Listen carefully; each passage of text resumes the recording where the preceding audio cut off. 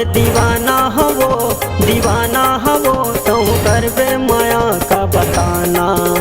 मुझे लिहाटूरा में दीवाना हवो तहु करबे माया का बताना।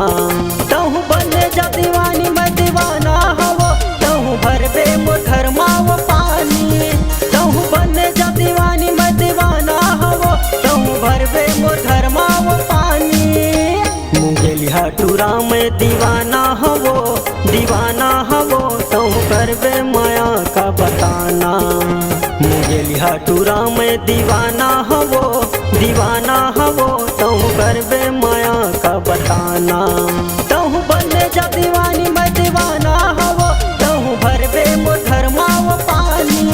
तहु बने जा दीवानी मैं दीवाना हवो तहु भरबे मोर माव पानी।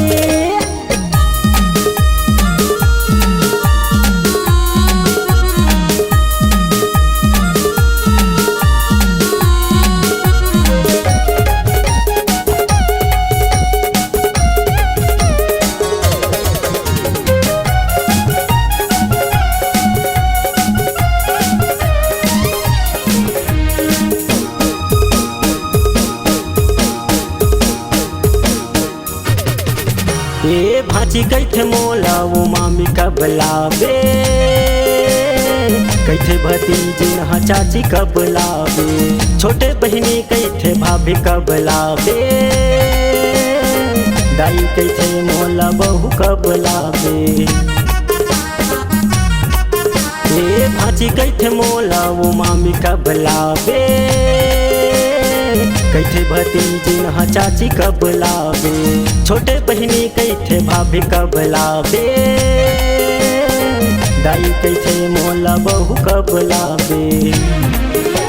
गवैहाटूरा में दीवाना हवो तहु करबे माया का बताना। गवैहाटूरा में दीवाना हवो तहु करबे माया का बताना। तहु बने जा दीवानी मैं दीवाना हवो तहु भरबे मोर माव पानी।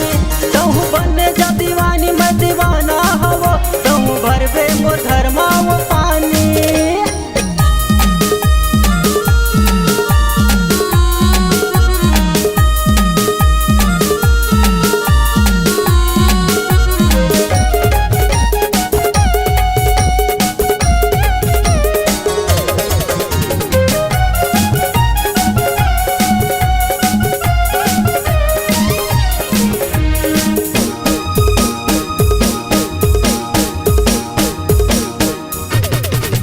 ए जलंद जलैया रानी बन के आवे।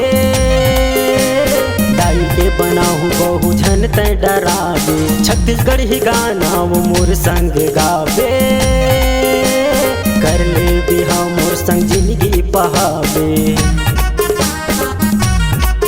ए जलंद जलैया रानी बन के आवे।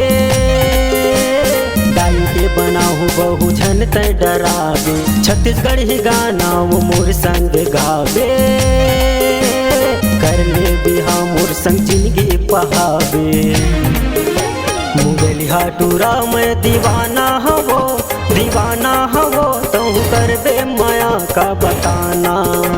मुझे लिहाटूरा में दीवाना हवो तहु करबे माया का बताना। तहु बने जा दीवानी मैं दीवाना हवो तहु भरबे मोर माव पानी। तहु बने जा दीवानी मैं दीवाना हवो तहु भरबे मोर माव पानी। मुझे लिहाटूरा में दीवाना हवो तहु करबे माया का बताना। मुझे लिहाटूरा में दीवाना हवो तहु करबे